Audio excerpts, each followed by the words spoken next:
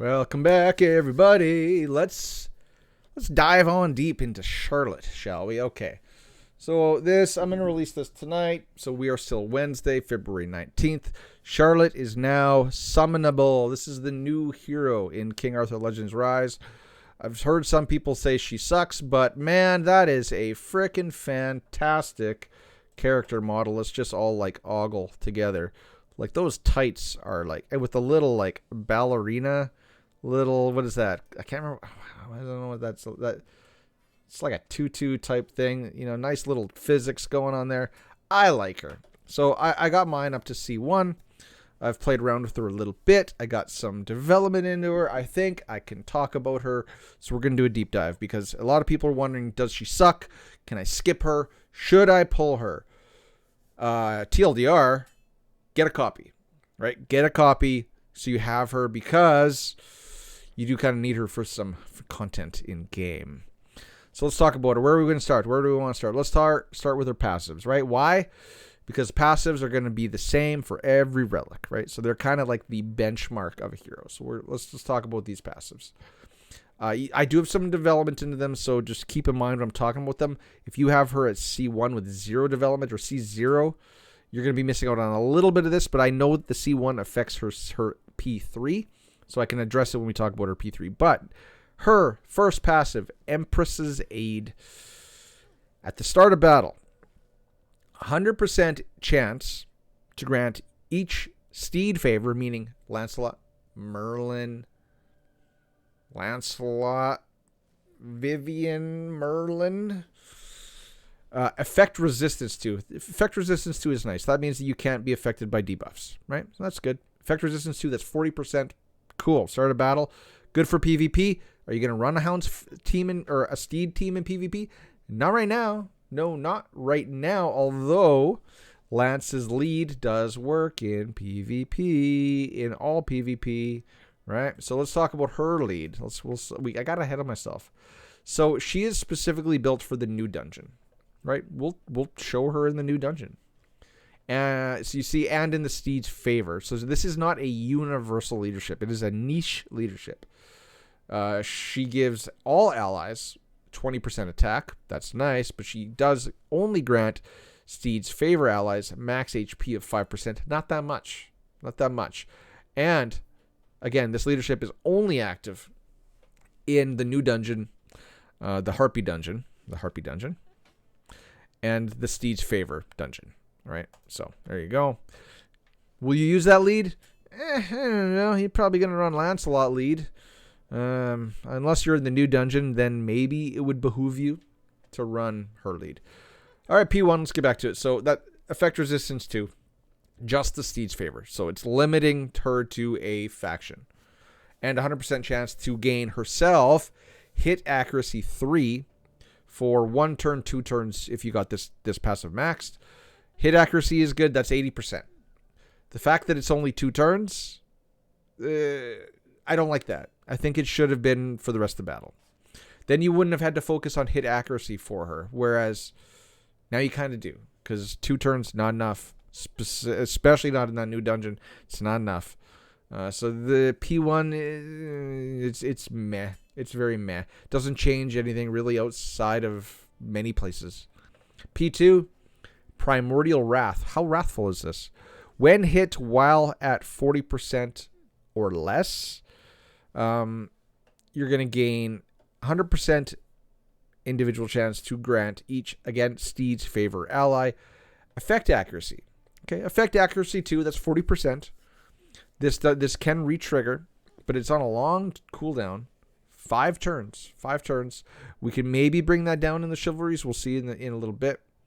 But effect accuracy 2 is good because if you run her with Lancelot, you're going to land dots easier. If you run her with Merlin, you're going to land freezes easier if you're running the Ice Merlin. And then 100% chance to grant attack speed increase 3 for 1 turn. And that's just for her. And 1 turn. And that's just for her. That's a lot of speed. So she's going to get pretty speedy. So you probably don't have to worry about running a speed ring. You probably want to run an attack ring. Because even though it's on a long cooldown, you will be quick. You'll get a lot of speed. A lot more speed. when hit below 40%, and she will be below 40%. Her whole kit revolves around sadomasochism. That is quite the thigh gap. Yeah, crazy. That's going to get me demonetized. So P2, again, P1, Steed favors synergies with hit accuracy. Oh, wait, hit accuracy. Hit accuracy on the P1. P2, some Steed favor synergies with giving herself attack speed increase 3. So all good stuff that attackers want. That's still good for her, but again, she's kind of pigeonholed already.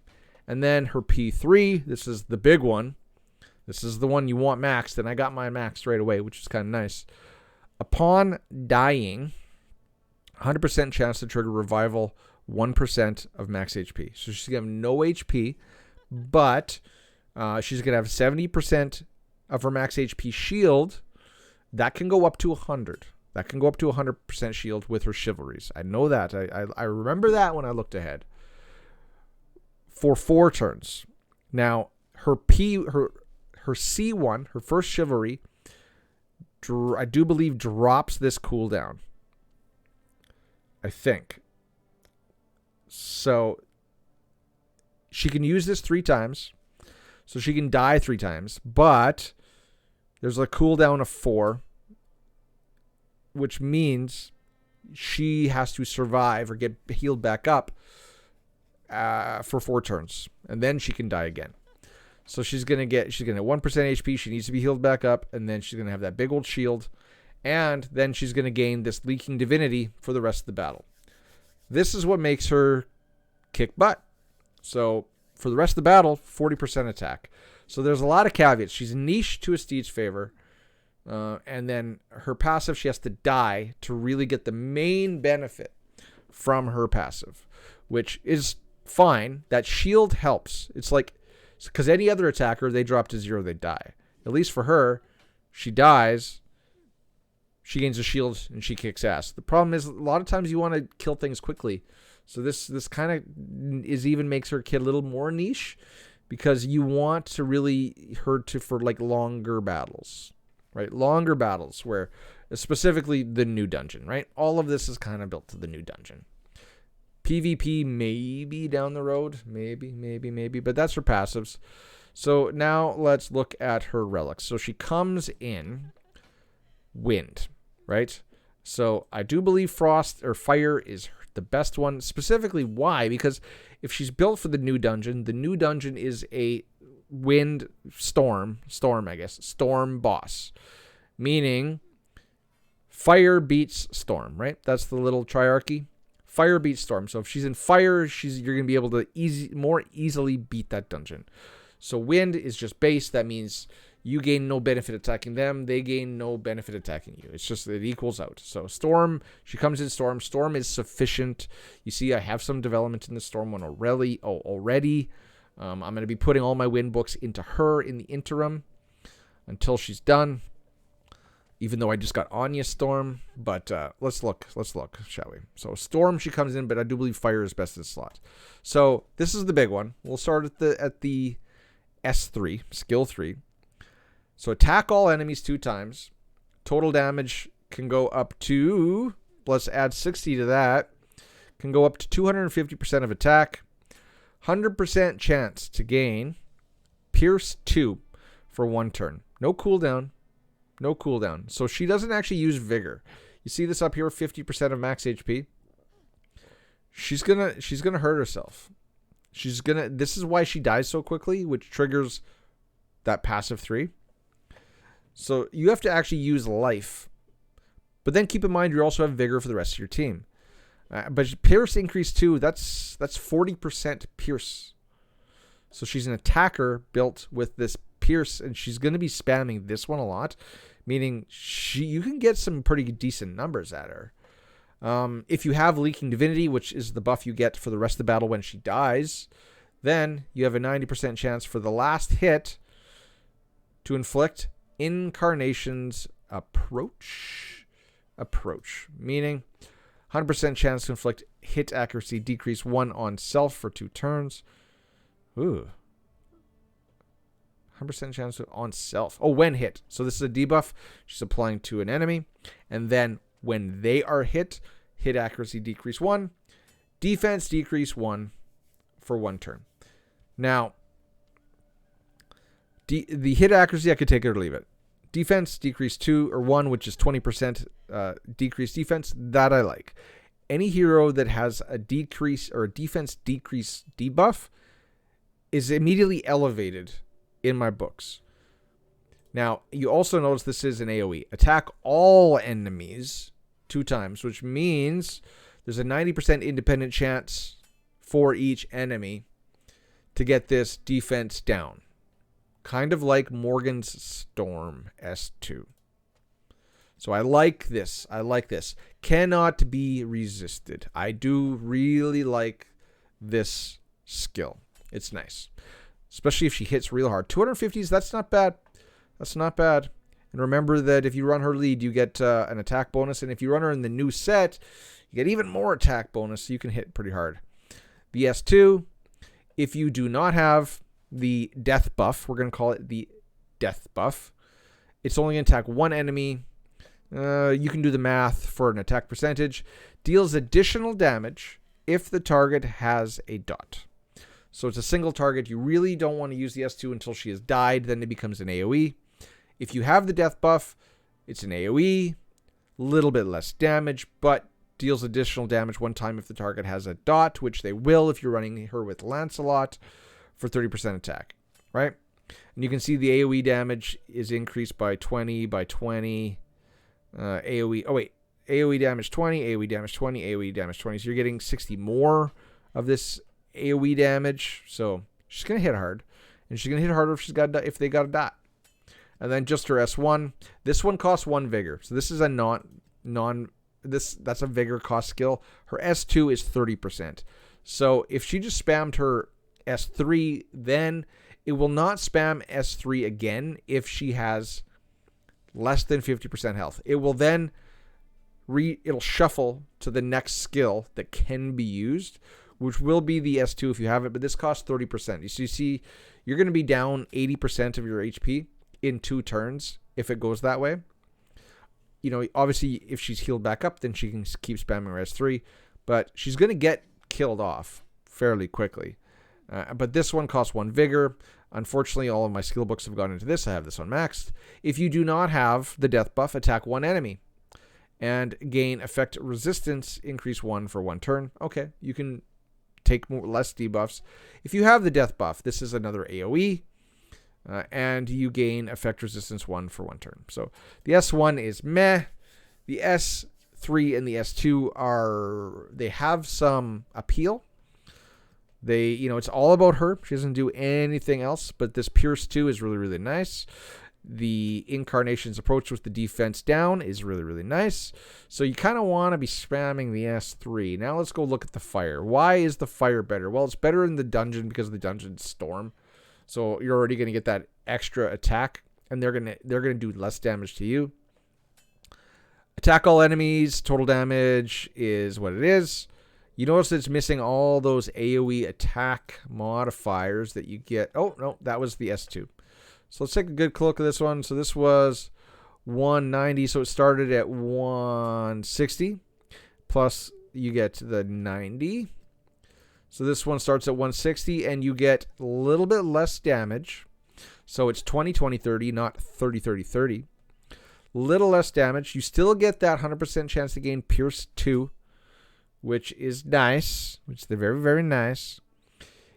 If you have the death buff, deal additional damage 1 time for up to 80%. But this one, you see, the wind gives you the defense down. Which, if I'm going to base it on just the S3, the wind is kind of better. Let's look at the S2. If you do not have, then it's the same. It's attack for so damage, and if they have a dot, attack again. If you have the death buff, it's an AoE for damage, and if they have a dot, attack again. Now let's see. So at base, this is 150. Let's just see single target damage. Let's go AoE damage because that's the one we really care about. So 100% plus 20, 40, 60, 80. So this is going to go up to 180% AoE attack damage. 180 versus Ooh. Oh, wrong skill. Wrong skill.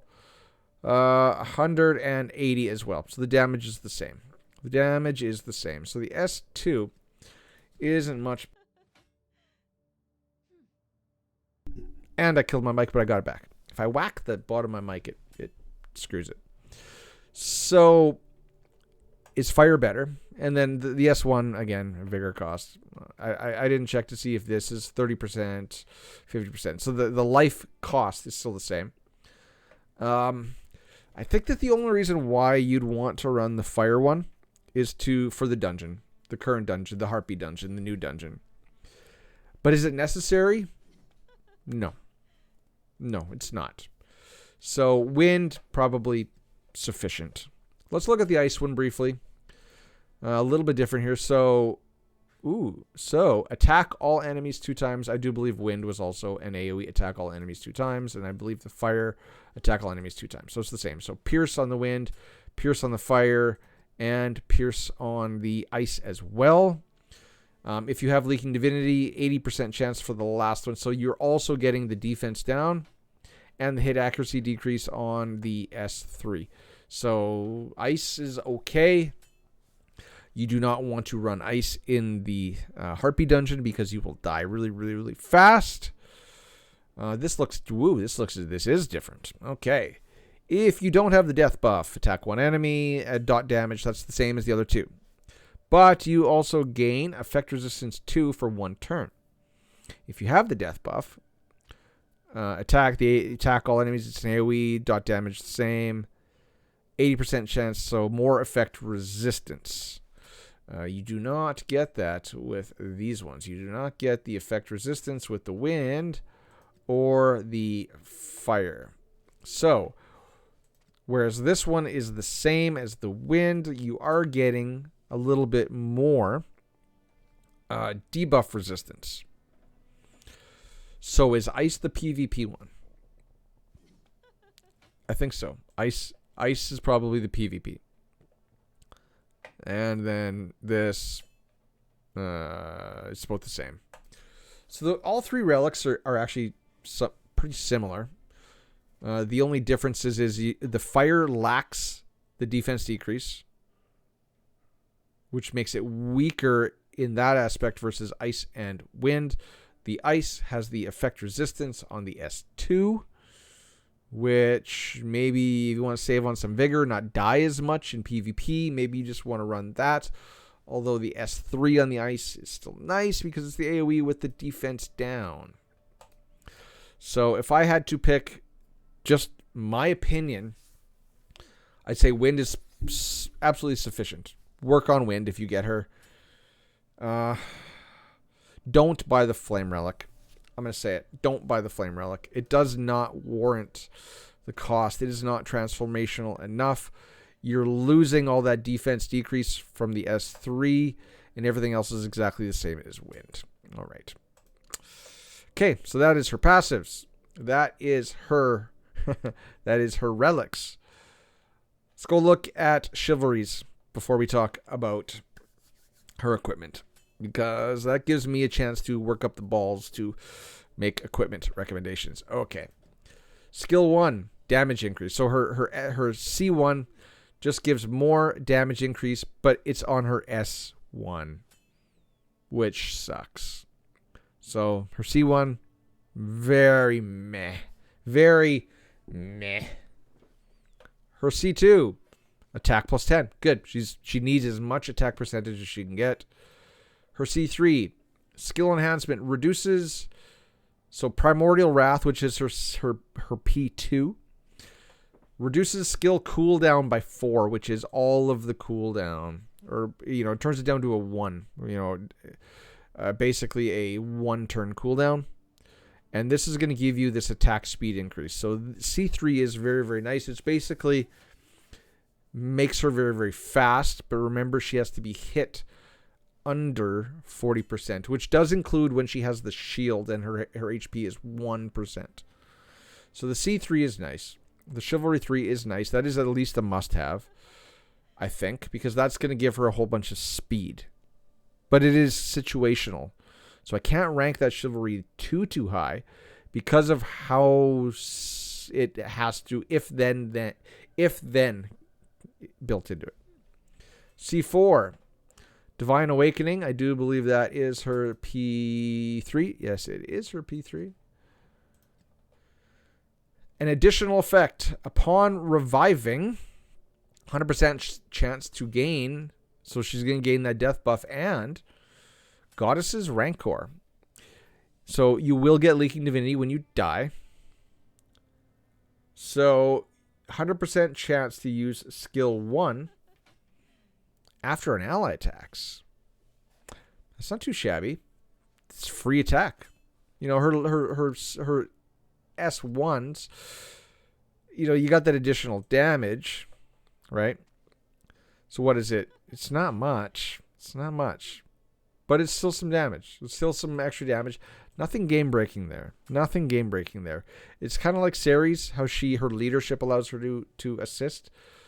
So she's going to assist after an ally attacks, 1 turn cooldown. But that's nothing game-breaking. So right now, really, her C3 is the only good one. More attack percentage, very, very nice. More attack percentage, very, very nice. Defense and 8 HP, okay. And then Divine Awakening, which is her P3 again. That is the one that, you know, triggers when she dies. Skill enhancement, it's going to increase the number of uses to 4 from 3. So negligible. Reduces the skill tool cooldown by 1 turn. It's already at a 4 turn, so it does drop it down to a 3 turn. That is significant because it allows her to put that shield back up quicker.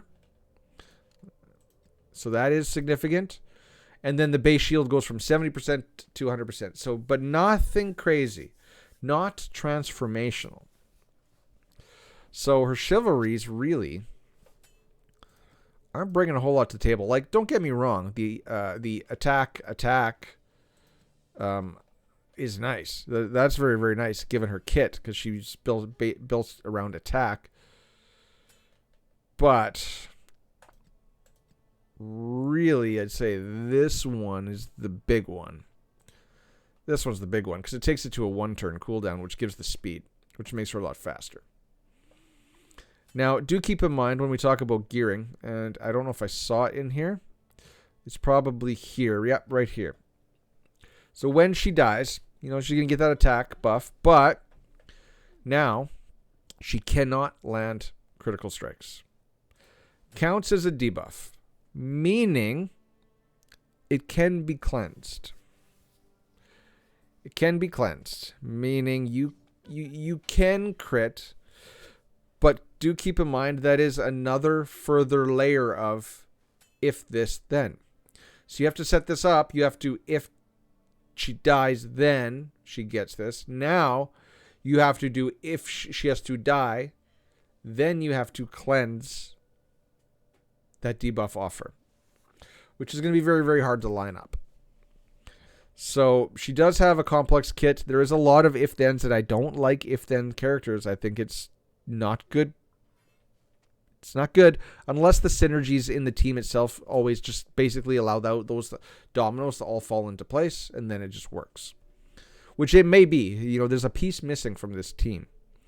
But the fact that she cannot crit, and it's probably going to be the majority of the time, means that we could kind of limit down or be more confident in her gear sets. So this is how I currently have mine built. Again, it is early days.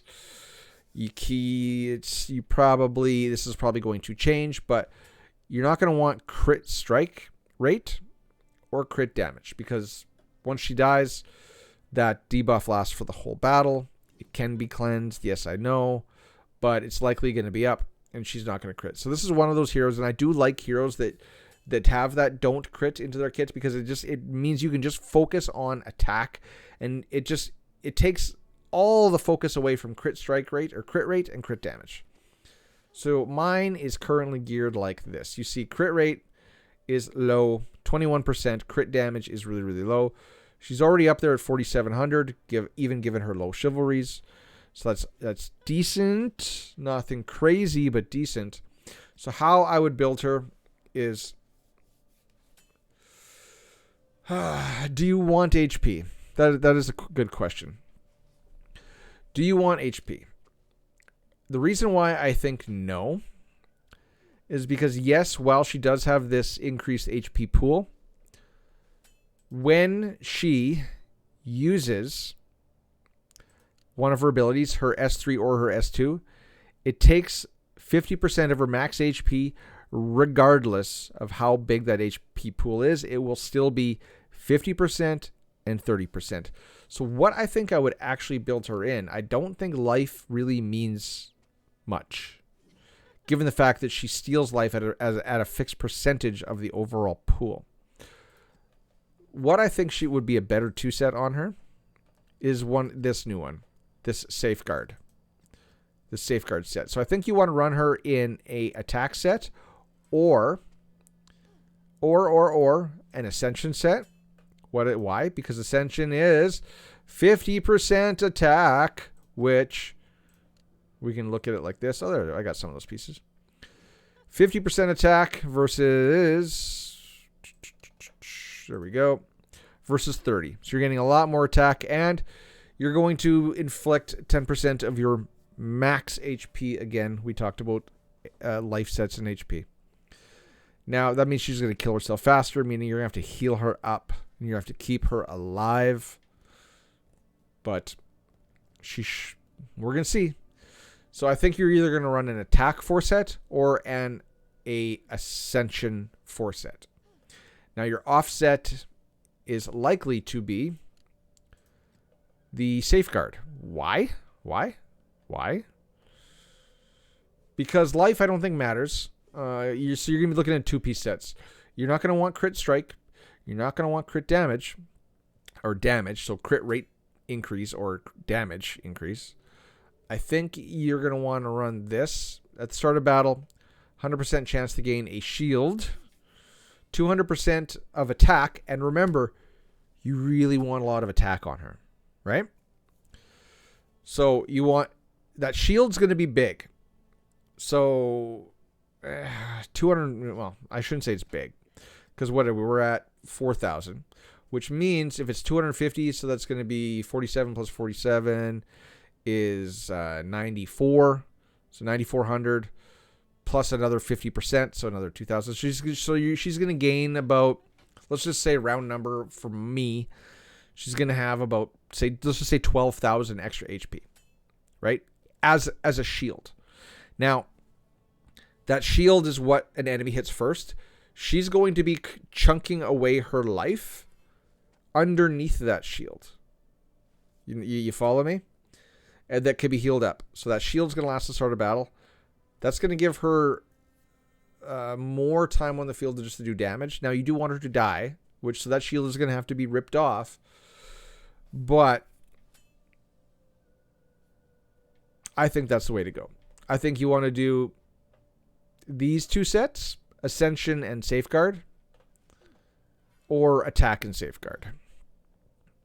I'm going to try to run her with this Safeguard set.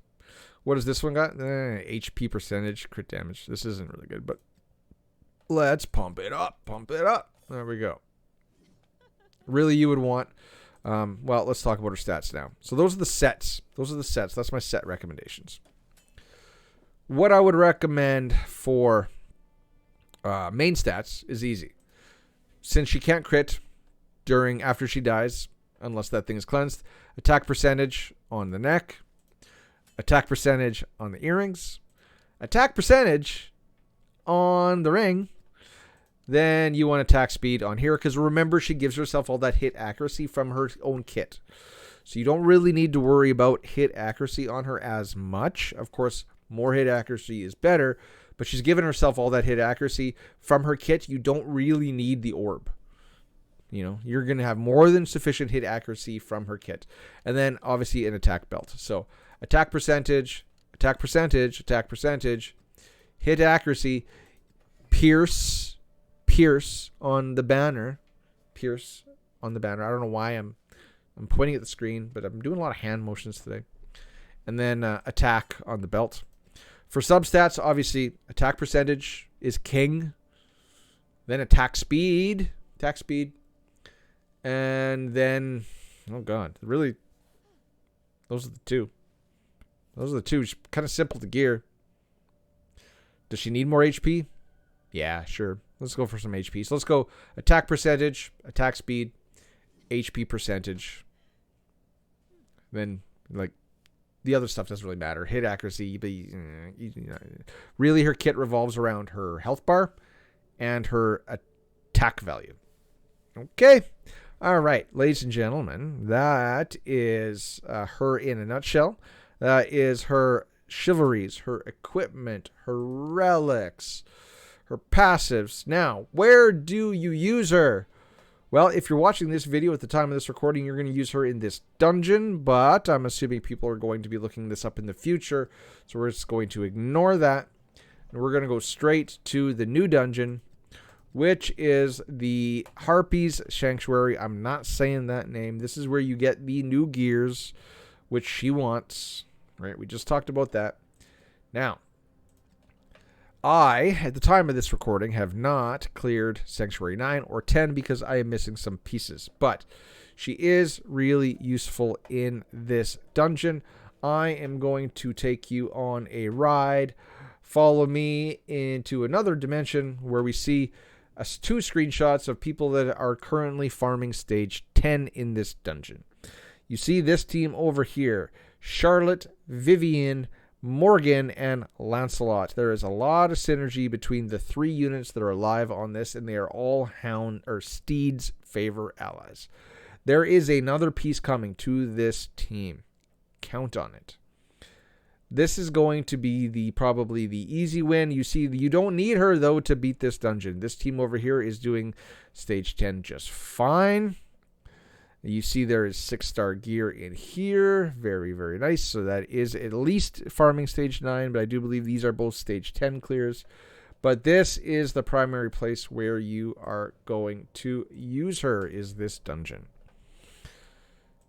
As you see, though, I am not currently using her in this dungeon because mine is not developed enough to stay alive at this level. I'm using this. So this is the primary place you're going to use her. We are not really going to show it off. The only other place you're going to use her in is in probably the Steed's favor. Why? Because she has Steed's favor synergies in her leadership. Lancelot is a speed lead. He is Steed favor as well. But she gives attack and I think she gives HP. She gives an HP bump as well. So you're going to use her in here. I'm not going to show this to you, but I think my current team is Lancelot. I don't have Vivian, which is unfortunate. Let's go look at my Steeds. Let's go look at my Steeds. Where are they? That's the Steeds favor. So Merlin, Lancelot. And then I was running Boars and Cormac. Cormac is another AoE type unit, which I think, they're pulling on her or on Cormac to they're kind of looking at her as the replacement. She's been touted as the best or the highest damage dealing AoE hero in the game. Is she? She can be. She can be. Kind of like Cormac, right? So what else is on this team that could be replaced? Well, we got the tank, right? Boars is a decent tank. But what we need is someone else that can do dots. So I'm guessing her right now, she can't apply the dots. But she synergizes off of and does more attack on enemies who have them. So are we going to replace Anguish next? Is that what it's going to be? But we do have a healer. Merlin doesn't fit into this team. He really doesn't. He benefits from her increased effect accuracy that she brings. But he doesn't bring a whole lot to the team. This dungeon specifically relies on dots and pure attack AoE damage. Cormac, he only does the AoE damage in Frost. You're not going to bring a Frost unit in there. You're not going to gear Anguish as Frost or Wind. You're not going to gear Boars as Wind. So there's going to be another Fire daughter coming. That's just my opinion. So that's pretty much where she's going to be used, ladies and gentlemen. All right, let's go back to her. Let's end on her pretty face. Where is she? She's way over here for me. And then let's zoom up my pretty face. And, oh, now you can't see her. Oh, there you go. We can kind of see her. So, ladies and gentlemen, did I miss anything? I think that's it. So, another Roman. Actually, you know what? Yeah, no, I was gonna like zoom me out, but nah. So we got another Roman. You know, Rome. All roads lead to Rome. I don't know why I stumbled on that. Is she good? I think she has potential. I'm not writing her off as trash. I'm not telling you to skip her. Get a copy of her. I think has her uses. I think you will regret if you miss out on this team. But we've already had Vivian. So do you have Vivian? If you have Vivian, you definitely want her. If you don't have Vivian, then maybe skip, but don't. Get a copy. So word of the day. Word of the day. What do we want to do? How about Angel? Why? Because come on. Look at that face. That's the face. Whoa, that was some wicked jiggle physics there. Let's do that again.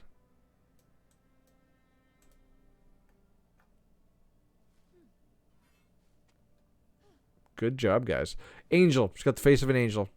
Look at those crystal clear blue eyes, that blonde hair, this golden halo of goodness around her. Put Angel down in the comment section below. I'll know you made it to the end of this video, and I will thank you profusely. Till next time, ladies and gentlemen. Cheers, peace, bye-bye.